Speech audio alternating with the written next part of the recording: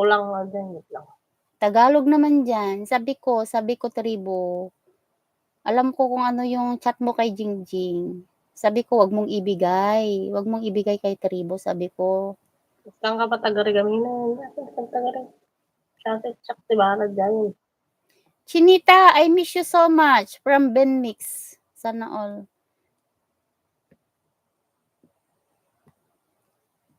Ano na naman, na broken hearted na naman si Ben.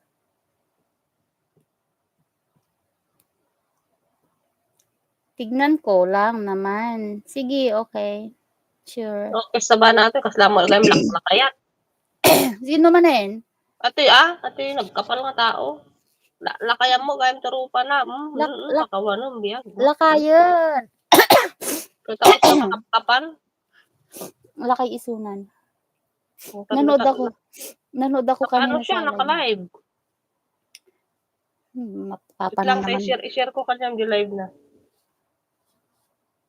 Dapat tuloy mga viewers natin, ma'am.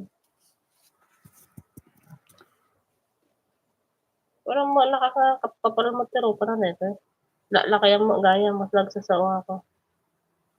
Hala, sige. Ag high blood manin, babaan man langan. Visit na karon, minura na. Wala maka-move on. Bakit ang bilis ng oras, 10:00 na pala. Hindi ako maka-move on kasi minura niya ako, mamurahan ko yung sa kaya baka mura talaga nga dito. Visit. I-support ko ba ako namlang mo no kam. Tapos nagkapal ko na mapapamuri na kano ti sarili na. Pwede niya palang pamuni ang sarili niya, ba't pag gumagala kung hindi naman abnormal? Baka naman may magic siya. Hindi, wag nang gumala kung gano'n. Tapos pa. Alam mo naman. Puso mo, Mami Jing. Tignan ko lang, Jing. Ayaw ko gumawa ng masama. Kawawa din. Siguraduhin mo lang, tribo. Oo, sa mga ganyang tao, wag kang maawa. Ako lang. Wala na akong awa sa mga ganyang tao. Timot ni, panamot gatong-gatungan. Malitak kata eh. Ay, adado pa. Imagine, hindi pa siya hindi pa siya na-monetize Ganyan na yung mga ginagawa niya. Ang kapal-kapal, ang yabang-yabang. How much more na, imagine mo kung ano yung kaya niyang gawin pag na-monetize siya. Sige nga.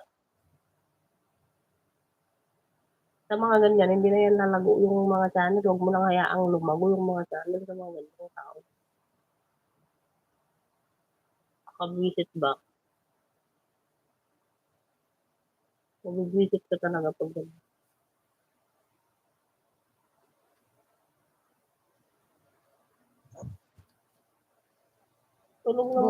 Bunga mo palang, Jing. Galit ka.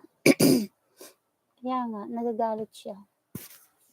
Ikaw ba naman hindi magalit? Minura ka ng walang kung baga abnormal lang, hindi nakakaintindi. Common sense baga. Hindi nga naiintindihan yung pinagsasabi niya. Comment pa ng comment. Abnormal. Isipin mo yung sinabi, nagsabay pala kayo ni Ricky na Tekman na umuwi. Kung halimbawa, may asawa din yung isa na tapos anong sasabihin ng dyan? Doon lang ako nag-react kanina, yung sabi niya kanina nagsabay kami ni Kab sa Trikman na umuwi. Kaya sabi ko, paano naman nagsabay? Nasa Hong Kong yung isa. Pambihira. Akala ko nasa Hong Kong pala ang bahay. Tapos sasabihin pa no, may mali ba sa nagsabay? Sabi niya gano'n. Common sense may mali talaga kung lalo na kung may asawa yung Kasi ikaw lang hindi nakaintindi, parang abnormal. Yun yung sabi niya nagsabay kami. Tapos sasabihin ko nasa bahay ako. May bahay daw ako sa Hong Kong. Sus me, yung common sense. Alam mo na yung mga utak ba ng tao. Yung mga utak ng tao, advance mag-isip yun. Kung may nakabasa doon, 'di ba? Makapamura ka talaga sa mga tapos may